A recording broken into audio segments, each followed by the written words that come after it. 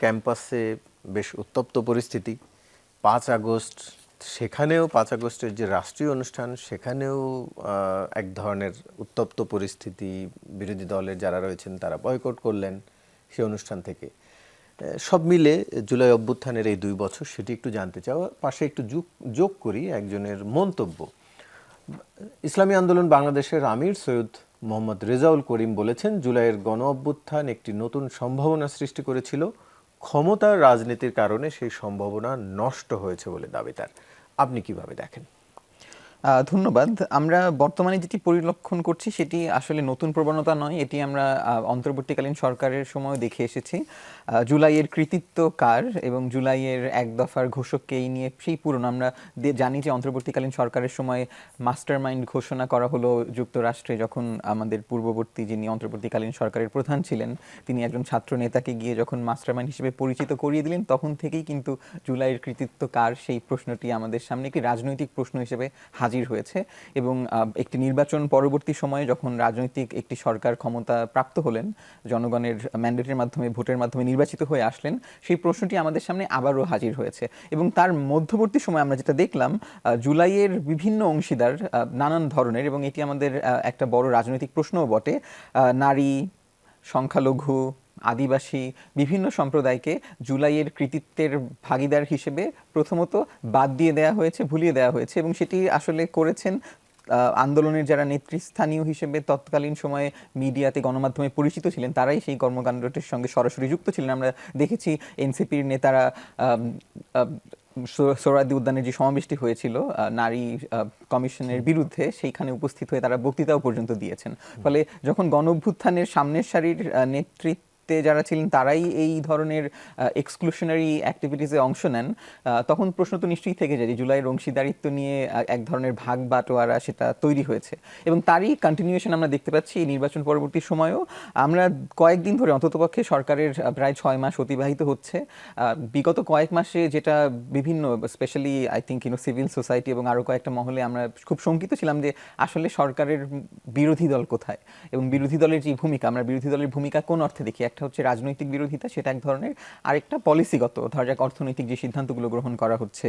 আমরা ইতিমধ্যে যুক্তরাষ্ট্রের সঙ্গে একটি চুক্তির ভেতরে রয়েছি এবং বিভিন্ন ভৌগোলিক নানান রকমের সংকট আমাদের মোকাবিলা করতে হচ্ছে। আমাদের গ্যাসের সংকট চলছে, বিদ্যুৎ খাতে একটা বড় রকমের সিদ্ধান্ত পরিবর্তন হয়ে গেছে, বিদ্যুতের দাম কয়েক দফায় বাড়ানো হয়েছে। সেই ব্যাপারে আমরা বিরোধী দলের, রাজনৈতিক দলগুলোর যে ভূমিকা কামনা করছিলাম সেটি কিন্তু আমরা অবলোকন করিনি, পরিলক্ষণ করতে পারিনি। এবং তারই ধারাবাহিকতায় আমরা এই রাজনৈতিক ময়দানে এসে জুলাইয়ের কৃতিত্ব নিয়ে বিরোধী দলের একটা বিরোধিতা দেখতে পাচ্ছি সরকারি অবস্থানের সঙ্গে। এবং সেটি গতকাল রাষ্ট্রীয় যে একটি অনুষ্ঠানে ঘটনাটি ঘটেছে, সেখানে একটি ডকুমেন্টারি দেখানোকে কেন্দ্র করে আসলে এই বিরোধের তৈরি হয়েছে, সৃষ্টি হয়েছে। কিন্তু তার পাশাপাশি আমরা বিভিন্ন ক্যাম্পাসে লক্ষ্য করছি যে শিবিরের সঙ্গে ছাত্রদলের একটা সংঘর্ষময় পরিস্থিতি সেটি বিরাজমান আছে। শরীয়তপুরে দেখা গেছে যে ছাত্রদলেরই এক ক্যাডার বাহিনীরা তারা জুলাই যোদ্ধাদেরকে প্রোগ্রাম থেকে বের করে দিয়েছেন। ফলে এই যে একটা সংঘাতময় পরিস্থিতি সেটা কিন্তু শুরু হচ্ছে এবং এটা আমাদের জন্য একটা অশনি সংকেত। কারণ আমরা ভেবেছিলাম যে অন্ততপক্ষে ক্যাম্পাসগুলোতে রাজনৈতিক যে স্থিতিশীলতা সেটি বজায় থাকবে। এখন সেটি যে বজায় থাকছে না, সেটি আমাদের পূর্ববর্তী যে রাজনৈতিক সংস্কৃতি সেটির পুনরাবৃত্তির একটা আভাস প্রথমত, এবং সেটি আমাদের জন্য একেবারেই সুখকর নয়। এবং আমাদের রাজনৈতিক মতপার্থক্য তো অবশ্যই আছে এবং আমরা বেশ কিছু বড় বড় প্রশ্ন আমাদের রাজনৈতিক ময়দানে জিইয়ে রেখেছি, যেগুলোর কোনো সুরাহা আমরা করতে পারিনি। এবং আমরা ভেবেছিলাম অভ্যুত্থানের মাধ্যমে কিংবা অভ্যুত্থান পরবর্তী সময়ে সেই প্রশ্নগুলোর সুরাহা সম্ভব হবে। কিন্তু সেই প্রশ্নগুলো আমরা যেহেতু সুরাহা করতে পারিনি, সেগুলি আমাদের পাশে বারবার কাছে ফেরত এসছে।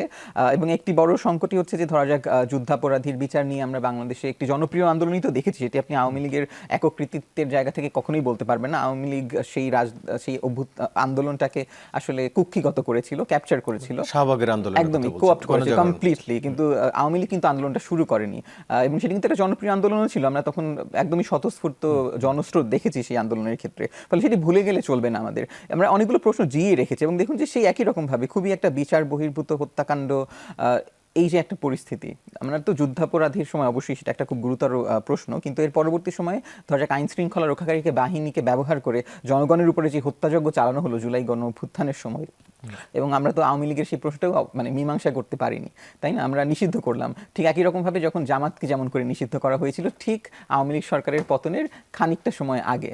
এবং দেখুন যে আমরা অমীমাংসিত প্রশ্নকে কেমন করে ডিল করি সেটার একটা চরিত্রায়ন হিসেবে আমরা এই দুটো উদাহরণকে হয়তো মাথায় রাখতে পারি, এবং ফলে সেই অমীমাংসিত যে পরিস্থিতি সেটি কিন্তু বিদ্যমান রয়ে গেছে। ধরা যাক বিএনপির সঙ্গে জামাতের তো পূর্ববর্তী সময় তারা সরকারে ছিলেন একসঙ্গে, 4 দলীয় ঐক্যজোটের সরকার, একাধিকবার তারা ক্ষমতায় ছিলেন, একবার নয়।